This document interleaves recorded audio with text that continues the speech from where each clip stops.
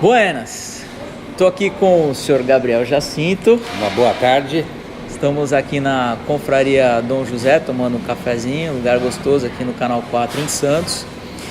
E o assunto de hoje nós vamos apontar aqui alguns caminhos para quem está em um momento de vida em que vai se tornar um terceirizado, que é um assunto que está muito discutido aí no país.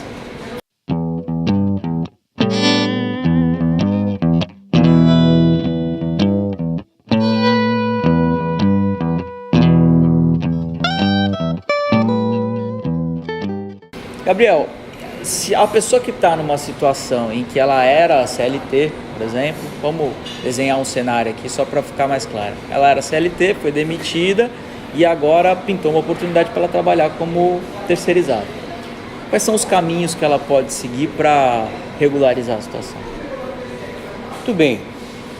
Nós, em outros programas, nós já falamos dos vários tipos societários, do microempreendedor individual, a possibilidade de ser empresa do Simples, uma empresa, uma limitada. Aliás, vale muito a pena comentar aqui o tipo societário EIRELI, que é a possibilidade de você ter uma empresa só de um dono, com um capital mínimo de 10 salários mínimos, que foi um avanço, na minha opinião, societário também muito importante, porque sempre você colocava você e a sua mãe, você e a sua mulher como sócio, porque era obrigado a ter sócio. Para ter sócio. Então a EIRELI veio a simplificar.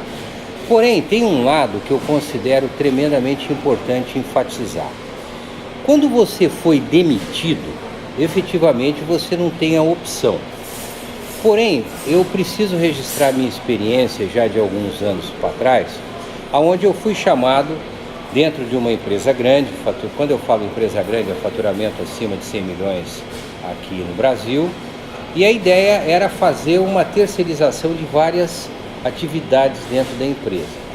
E o que vale comentar foi justamente a insegurança que as famílias dos terceirizados começaram a sentir.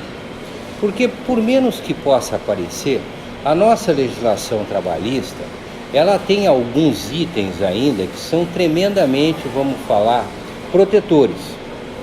Um terceirizado, por exemplo, Rafael, um PJ, para usar um outro termo, porque terceirização é uma coisa, pejotização é outra, é um outro item completamente diferente. Mas imaginando que um fulano comece a trabalhar independente em função dessa realidade nossa aqui, uma demissão. Mas o que me chamou a atenção e o que eu acho que vale a pena comentar aqui é o fato de que naquela oportunidade, eu estou contando uma coisa de uns 2, 3 anos atrás, a maioria das famílias, dos gerentes, não queriam que eles fossem terceirizados. Porque toda aquela garantia, toda aquela proteção, um fundo de garantia, por exemplo, deixava de existir.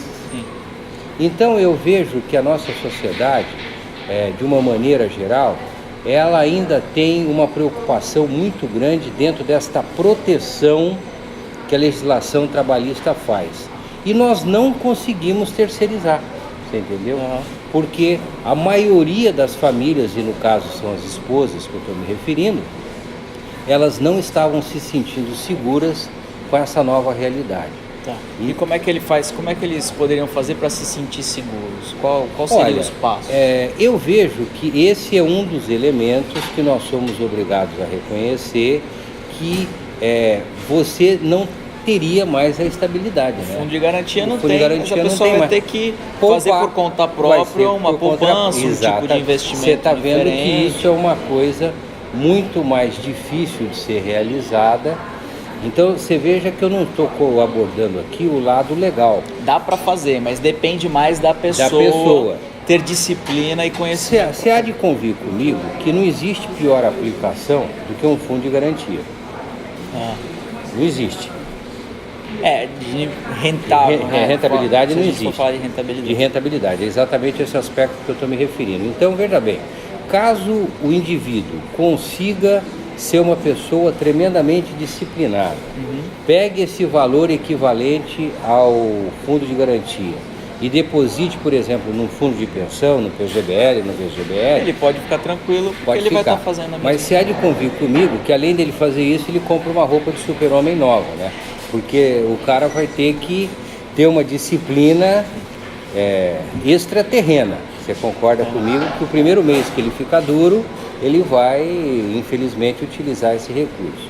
Então eu vejo que vai trazer um movimento diferente, mas é a mesma coisa. Você é um empresário, eu te conheço.